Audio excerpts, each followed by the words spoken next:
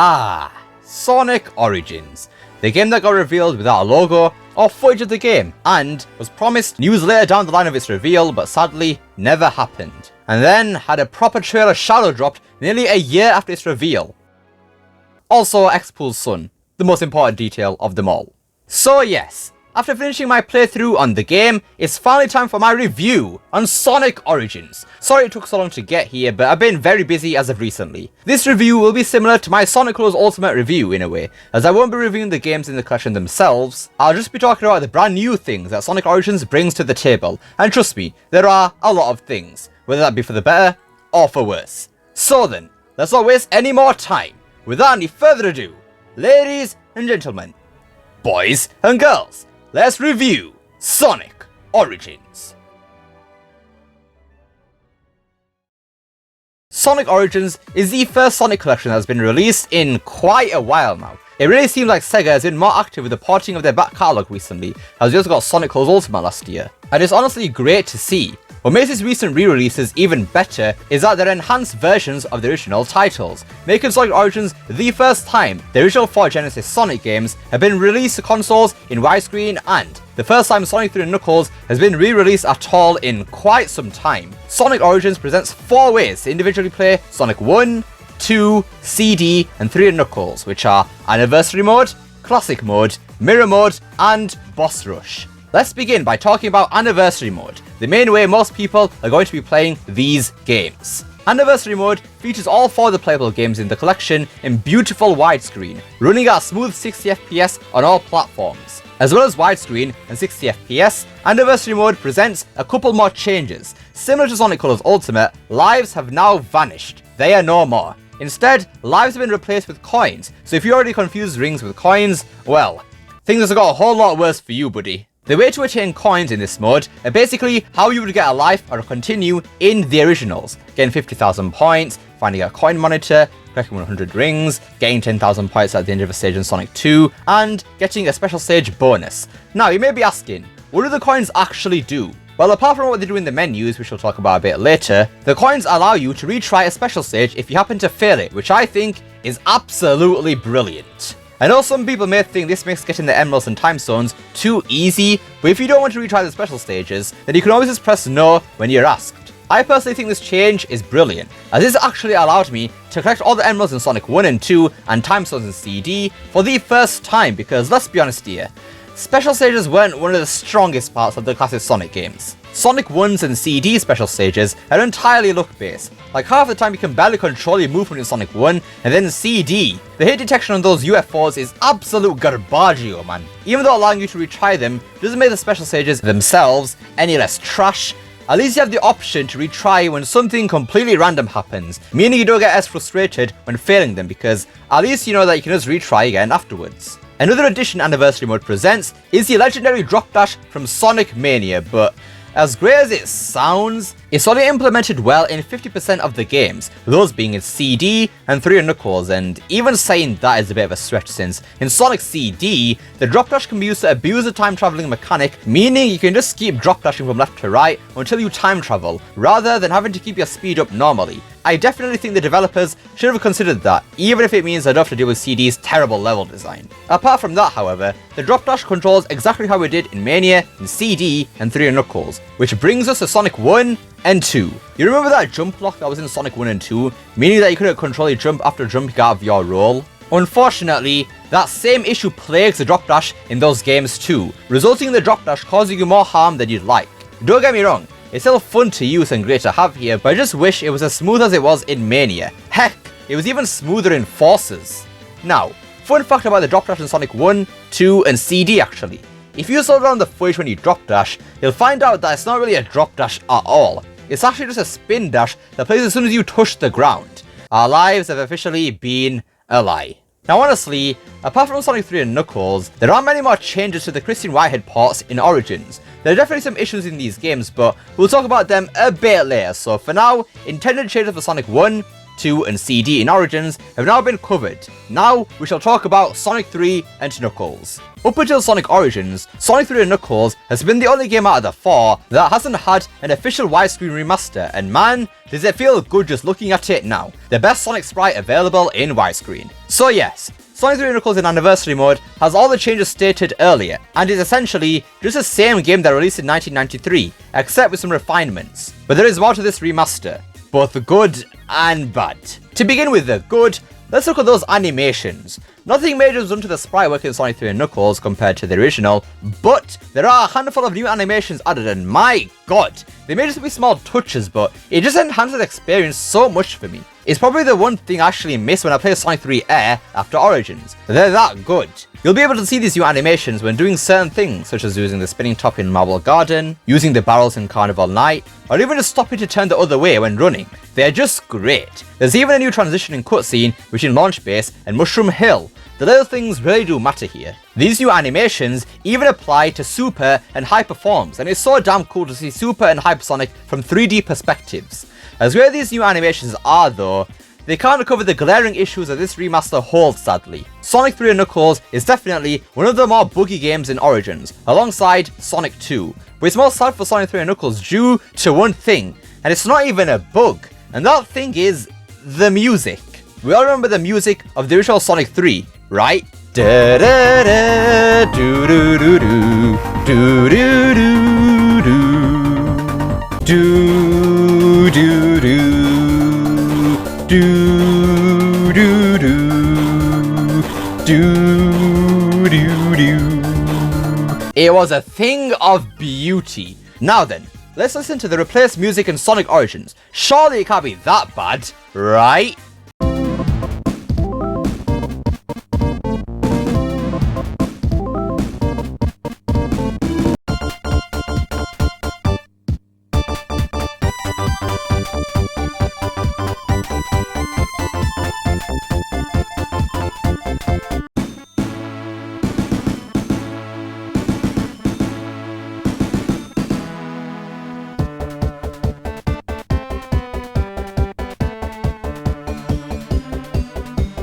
What the hell was that? What the hell was that? Look at how they massacred my boys. Yeah, so spoiler alert, since they couldn't use the MJ music, Sega resorted to using the prototype music instead for this remaster. Which isn't a bad idea in hindsight, but the way it was executed in this remaster is abysmal. Now before I talk about it, I'm not gonna lie, these tracks have definitely grown on me. I actually really like them. The prototype music was never bad, it's just how they sound in Origins. Here, let me play the original prototype Carnival Night and compare it with Origins.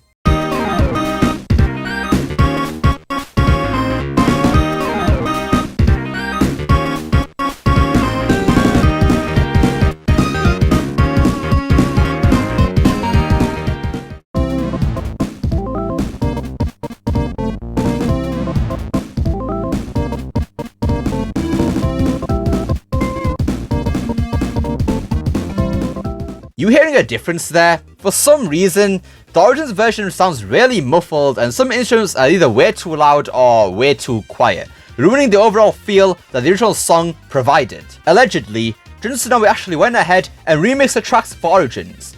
Notice how I said allegedly there. For one track in particular, it's very evident that Jun did remix some music for Origins, and that track is the Supersonic theme. It sounds drastically different to the original Supersonic theme, both in terms of composition and instruments. It sounds as if it was supposed to be in the cancelled Sonic 4 Episode 3, since it sounds very similar with the synths, and the drums used in it too sound like Sonic 1 and 2, not really like Sonic 3. It really baffles me why Jun remixed this track for Origins since it wasn't even an MJ track to begin with. He didn't remix Angel Island, Hydro City or Marble Garden, so why the Supersonic theme? In fact, people have found out through somebody called The Hidden Palace that the music in Origins aren't actually remixes of the prototype music, but instead early versions of the songs taken from demos Sega had lying around, explaining why the tracks in Origins sound even more unfinished than the prototype music. This could actually be a good thing for the future, as this means no work was actually put into the tracks in Origins, except for the Super theme of course, meaning that if Sega was smart about it, they could actually patch in the finished version of the prototype songs to improve the quality of them, as the Hidden Palace has offered to give them the finished versions. We already knew from the start that there was always going to be an issue with Sonic 3's music, and it's just sad to see how it's handled in Origins, so I really do hope that Sega can see the light and patch in finished versions of those prototype songs in Origins. The next issue I have with Sonic 3 and Knuckles in Origins isn't actually a glitch, more so to do with how the remaster was made. For those of you unaware, the team behind the remaster of Sonic 3 and Knuckles in Origins actually made it off of Sonic Mania's engine, which unfortunately leads to the problem of the collision in this game. It's no secret that the collision in the recent remasters of the classic Sonic games aren't one-to-one accurate to their original counterparts, and the same can be said for Sonic 3 and Knuckles. In Sonic 3 and Knuckles in Origins, you better get used to getting crushed because, my god, does it happen a lot. One place it now happens where it didn't before is the boss for Carnival Night Act 1. That spike platform that it sends can now crush you, and it makes taking on that boss an absolute pain. But the pain doesn't even end there. You'll be getting crushed again and again and again throughout your playthrough. This same thing happens in Mania, where you get crushed in places that were out of your control, and is why it now happens in Sonic 3 and Knuckles, because it was built off of Sonic Mania's engine. To our despair, I don't think this is something that can be patched out since it's not really a glitch. It's a problem with the engine it's running on, and unless Stealth and his team are willing to edit the engine the game is running on, this issue will unfortunately remain. Another issue with the collision in Sonic 3 and Knuckles, and is in fact not a Mania engine issue, is how for some reason your character can no longer clip on top of a platform at the peak of their jump. It makes getting the last big ring in Hydro City Act 2 impossible as regular Sonic unless you use Tails or have a bubble or lightning shield, because Sonic just doesn't clip onto the platform at the peak of his jump like he did in the original. This issue also happens when falling at speed, making some falls onto a platform in Sandopolis for example, also impossible to do. There are also a few more issues with this remaster which I found. In the Hydro City Act 2 boss, he's supposed to be able to use the bombs that Eggman throws down to fly upwards and hit him, but it's made even harder in Origins due to you not being able to fly upwards past the camera, making the boss fight a lot more annoying to fight. The next issue is one that I'm not sure was intended or not, but in this section in Marble Garden Zone Act 2, the camera doesn't follow Sonic, making it quite difficult to see where you're going to land when you jump. Another issue has to do with Doomsday Zone, and how fast you can move. For some reason, the speed that Super or Hypersonic can move forward when you press the jump button is significantly faster than the original, making the boss an absolute cakewalk, which is ever so disappointing as the boss lasts shorter than it used to. Excluding glitches, I think we're about done talking about Sonic 3 and Knuckles and just Anniversary Mode in general, so let's move on to Classic Mode. Classic Mode aims to recreate the feeling of the original releases of these games by having the remasters play in 4x3 and removing all the changes that Anniversary Mode brought. But it's not entirely authentic. Starting with Sonic 1, Sonic still has his spin dash, and does anyone else remember having the spin dash in the original release of Sonic 1? Yeah, I didn't think so. Moving on to Sonic CD, the spin dash is there, like it should, but it isn't how it was in the original Sonic CD. It's like the Sonic 2 spin dash, which it shouldn't be. As for Sonic 2, Hidden Palace is still in Mystic Cave Zone Act 2, and while I don't mind it personally, if they were trying to keep Classic Mode authentic, they really should have removed it. Sonic 3 and Knuckles obviously doesn't have the original soundtrack, and still has the problems that the remaster has, which is a shame. Honestly, if the Classic Mode doesn't do what it says on the tin, make the experience authentic to the originals, why have it at all? They should have just given the ability to switch off the changes in Anniversary Mode in the settings and call it a day.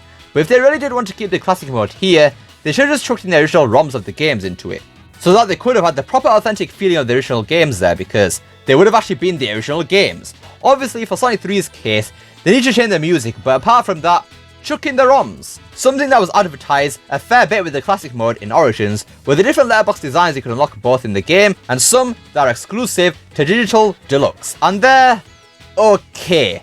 Nothing too special, it's just the art made for Origins on the edge of the screen. Big deal. Now then, it's time for Mirror Mode. Mirror Mode is essentially Anniversary Mode but mirrored. I know, you'd never think that. While it might not sound like much, Mirror Mode actually presents quite a bigger challenge. I swear, it hurt my brain so much whilst I was playing it on stream, and for those of you who are in that stream, you know that. What makes Mirror Mode even better, or painful shall I say, is that not only are the stages mirrored, but also the special stages. I already struggled a bit in mirrored blue spheres, so I can't even imagine what the other special stages would be like. Sonic CD must be absolute hell in Mirror Mode. I haven't actually been in Sonic CD in Mirror Mode because, well, it's Sonic CD. Mirror Mode carries all the issues that Anniversary Mode has, but I did encounter one mirror mode exclusive glitch in Sonic 3 and Knuckles. Or Pyramid Cave, that would be phenomenal, especially if there was a Grand Rail 2P bit at the start of the level. Yeah. Wait. Wait. Wait. Wait. What happened? I'm stuck. I'm stuck. No. Please, let me out. No. No. I'm stuck. Please, let me out. I'm gonna cry. For some reason, I was able to get stuck here by jumping over the animal capsule. Thankfully, Anniversary Mode saves checkpoints, so I was able to exit to the main menu and return to the last checkpoint, but still. Strangely enough, this glitch doesn't happen in Anniversary Mode, solely Mirror Mode, which I find really weird. Now then, the final mode, you can play these games individually, is Boss Rush Mode, and it is what it sounds like. You essentially defeat all the bosses in each respective game in one go, with only 3 lives. Sometimes the game will be nice and give you some rings before certain boss fights, but it won't for others. Boss Rush, somehow, has an issue in Sonic 3 and Knuckles. Don't ask me why, don't ask me how, but for some reason, Death Egg's music plays in Angel Island.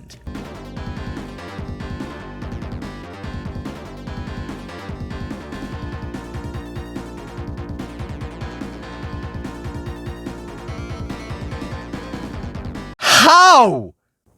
Just how? Before we move on, there is one mode that is exclusive to Sonic 3 and Knuckles for obvious reasons, and that mode is Blue Sphere mode. This mode actually contains both the original Blue Sphere game and the new one with some brand new special stages. While these stages are way too hard for me to comprehend, this is actually really cool. Fun fact about the sprite work in the new Blue Sphere title screen, it's actually based off of some art that a YouTuber called A+Start made last year. Now before you start calling out Sega for using fan art without permission, A+Start actually worked on Sonic Origins, so there's no reason for concern here. I actually find it very cool. Now I didn't play much of Blue Sphere mode in Origins, but from what I did play, I didn't encounter any glitches, so that's something, right? Alright then, it's time for one of the biggest selling points of Sonic Origins, and that is the new Story Mode. Story Mode connects all 4 classic Sonic games into one cohesive experience, and I actually think it's a great idea. What really has the icing on the cake here is that we have some brand new animated cutscenes done by the legendary Tyson Hess that play before and after each game to connect their stories together, and they are stunning. They might be short, yes, but that doesn't take away from them in the slightest. Just the fact that they put the effort in at all is just fantastic. Of course, with cutscenes comes cutscene music, which is present here, and it sounds pretty nice. There are many musical references here with this cutscene music, and it's admirable. One thing I really like about these animated cutscenes is that one plays after the Sonic 3 and Knuckles one, and it's just... I have no words for it, man. I love it. We get to see the different personalities of the characters shine here. We get to see some proper action, unlike Mania Adventures, giving me vibes of Sonic CD's animation, and we even get a remix of Mania music. It doesn't get better than that. Now, I don't know if it's just me, but the city that the cutscene ends in reminds me a lot of Station Square. So I'm not sure if this cutscene ties into Sonic Adventure because we do still have the Mania music that plays, but whichever game it ties into, it is still fantastic and was well worth going through Story Mode for. Now, Story Mode isn't without its problems. Once you beat Story Mode, you can't actually go back and replay it unless you start a new save file, which is annoying. So if you miss the emeralds in the games, then you can't go back and collect them to get the good endings. Now, this wouldn't be an issue if Story Mode counted towards your Anniversary Mode save files, but it doesn't. After beating Story Mode, you have to beat the game again in Anniversary Mode, so if you collected the time stones in Story Mode, I'm sorry, but you have to suffer through Sonic CD once again to get those time stones. Another tiny issue I have with Story Mode is that the completion percentage doesn't actually change depending on how many emeralds you've collected, so it kind of takes away the incentive to collect them since it doesn't actually count towards anything. Now this final thing is a bit of a small nitpick from me, but in terms of the cutscenes, don't get me wrong, I adore them, but I find it weird that they play in Classic Mode. Them playing in Anniversary and Mirror Mode isn't an issue since they are the new modes. but playing in classic mode further defeats the point of classic mode. I also find it weird how the cutscenes play before the title screens instead of before the first stage. I feel as if it would be a lot smoother if the cutscenes played after you press start at the title screen, so it would flow nicely from the new cutscenes right into the first stage, or in Sonic CD's case, the original opening cutscene. Speaking of Sonic CD's cutscenes, they're still here, and one thing that Sega actually went and did for the Japanese version of the opening is get the rights back to You Can Do Anything, so we now have the lyrics playing alongside the intro. I wish we got the rights back for Sonic 3's soundtrack, but oh well. Another thing about Sonic CD's original cutscenes is that they've actually been made less blurry and look a lot cleaner, which is nice. I don't know why though, but for some reason CD's ending cutscenes are lagged for me. Really don't know how that can even happen, but it's Sonic, right? Anything can happen at this point. The final mode in Sonic Origins, and probably the best one, is Mission Mode. Mission Mode has a series of short challenges for you to do in every game, ranging from collecting a certain number of rings, beating a stage with sped up enemies, not touching enemies, protecting Tails from damage. There's quite a bit of variety here. What makes this mode even better is that there's a ranking system here, making you go back and replay them to get better and get those S ranks. While some missions are extremely easy to get in the S ranks in, others are an absolute madness, like those Tornado missions in Sonic 2. Those are outrageous. But the hardest ones are definitely the 10 extreme missions you get with Digital Deluxe. The things they throw at you in the extreme missions is just brutal and is a lot of fun. My favourite missions have to be the ones that involve Knuckles. This is a lot of fun doing precise climbing and gliding in his missions. One huge oversight with Sonic 3 and Knuckles' mission mode is that you can actually get out of bounds in one of the Mushroom Hill missions and actually carry on through the stage as normal and go on to beat the game in mission mode. Granted, you don't die, of course. This is probably the one glitch I hope doesn't get patched out because it seems like a pretty cool challenge, not gonna lie. Overall, mission mode is a solid addition. I wish the missions were longer because some missions last for literally 15 seconds, like come on, step it up a bit. And I think that the amount of coins you can receive is too much. I literally got over 1,000 coins because of mission mode. Don't ask me how because I don't know either. Alright then, that is officially all the modes in Sonic Origins talked about, so let's move on to the museum.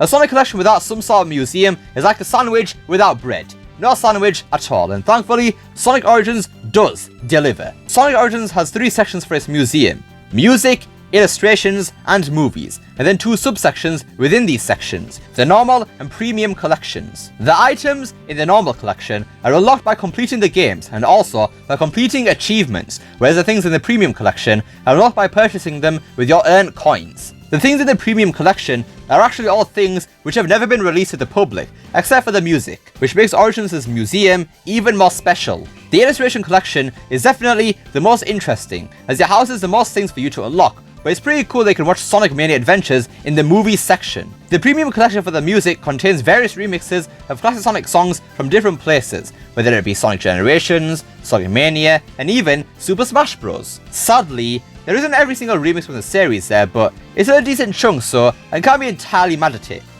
Well, actually I can because of what the music is actually used for, which leads us into the presentation of Sonic Origins. Since we're already talking about it, let's begin with the music in Sonic Origins. The music in Sonic Origins continues the trend of Sonic games having good music. Though there is just one teensy-weensy problem with the music in this game. Sonic collections in the past, such as Mega Collection, have had fantastic music for the different menus and are cherished to this day.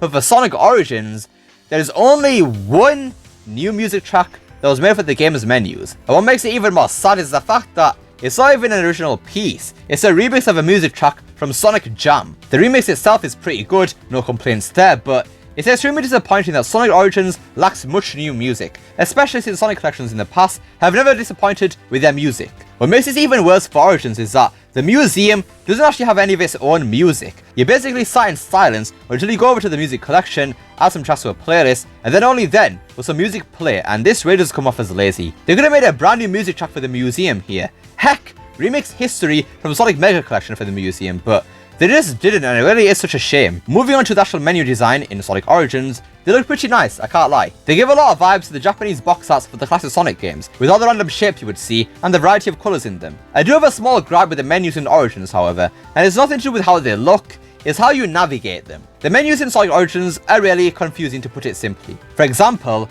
I saw a lot of people complaining that there was no individual level select in Origins, when there is. but for some reason, it's located in my data and rankings, and they don't make it exactly obvious when you boot up the game that you can retry stages there, so unless you just get a bit curious and head over to that menu, you will never know you can retry individual stages without someone telling you. Though, on the topic of my data and rankings, this is the place where the online leaderboards are, and it's just your standard online leaderboards you'd expect. I'm really glad it's here, as it gives players a chance to try and compete with other players around the world to get those high rankings. I'm sure the PC leaderboard has already been rigged with people using cheats and everything, but the console leaderboards are still unrigged. Now, the other point about the confusing menus in Origins is Sonic CD's soundtrack. Many of us know that Sonic CD has two different soundtracks, the US and the Japanese soundtrack, with the Japanese one being the superior. Now, depending on your region, Sonic Origins will default CD soundtrack based on that, so if you're in Europe and America, I'm not really sure about other continents, CD's soundtrack will default to the inferior US soundtrack. Now, thankfully,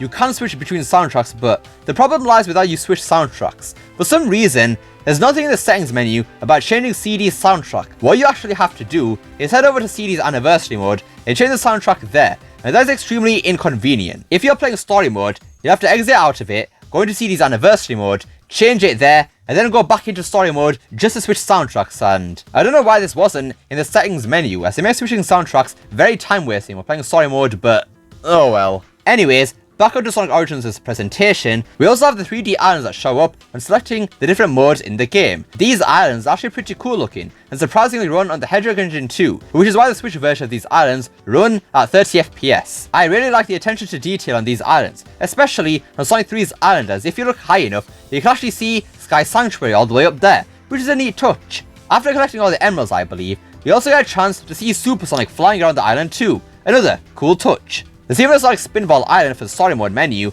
and a Sonic 3D Blast menu for the museum. Almost makes me wish those games were actually a part of this collection, but life is full of disappointment, I suppose. One ridiculous thing about these islands though, is the camera that comes with Digital Deluxe. You'd expect to be able to explore these islands properly, like actually going inside the islands, but no. All you get is a zoom in and out feature, and that's it. Why wasn't this a feature in the first place? I don't understand. Even though sprites that show up when you're playing music seem like they should have been there in the first place, but even they're locked behind Digital Deluxe. The only thing that's actually worth the Digital Deluxe are the extreme missions for mission mode. Yeah, even then, they should have been part of the game in the first place. The final thing about presentation in this game is that opening animation. Once again, it is simply gorgeous. The music and the action is all there, perfectly summarized in each game in the collection. Plus, it's always great to see the Chad Metal Sonic get some spotlight. Right then, it's time to talk about the final thing about Sonic Origins, and that is the glitches and the bugs in this game. Somehow, Sonic 2 and Sonic 3 and Knuckles have a number of glitches, whereas Sonic 1 and CD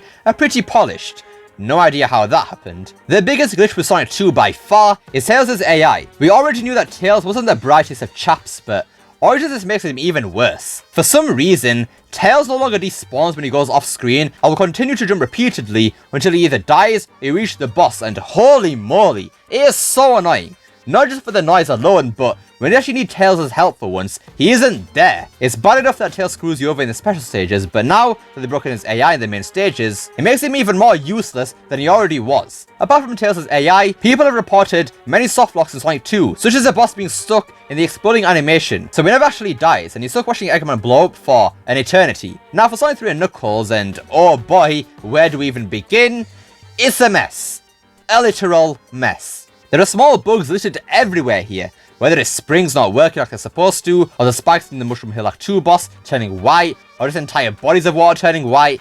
It's just hectic, and we haven't even talked about the biggest glitch. Once you enter a big ring for the Super Emeralds, if you pause the game as the screen fades to white and restart, you will skip all the way to Hidden Palace. My god, how does this even happen? Thankfully, the glitches in Sonic Origins aren't as severe as Sonic Colors Ultimate. There aren't any seizures or save corruptions here, so don't worry. But I have heard that the PC version's performance is extremely bad, and have a guess as to why.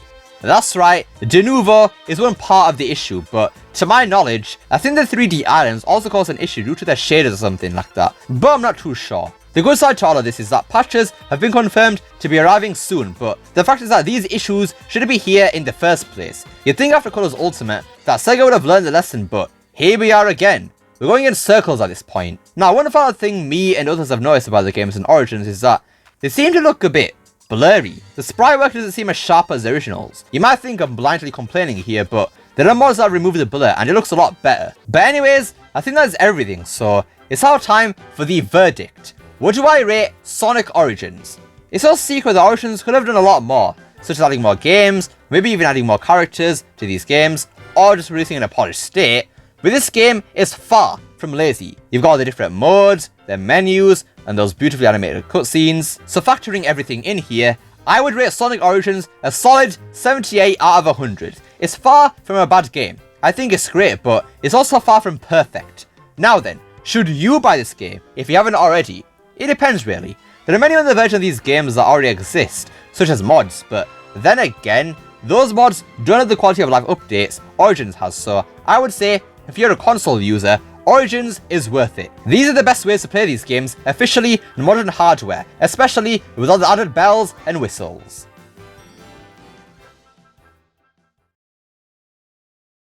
Anyways, that about does it for my review on Sonic Origins. Overall, I enjoyed my time with Origins, and I really do hope we can get more collections like this in the future, perhaps with some 3D games next time, who knows. But, what are your guys' opinions on Sonic Origins? Did you enjoy your time with it? Let me know down below. Love to see what you guys have to say. I hope you enjoyed this review. Don't forget to like, share, subscribe, especially that last one. Don't forget to become unleashed by hitting that join button down below.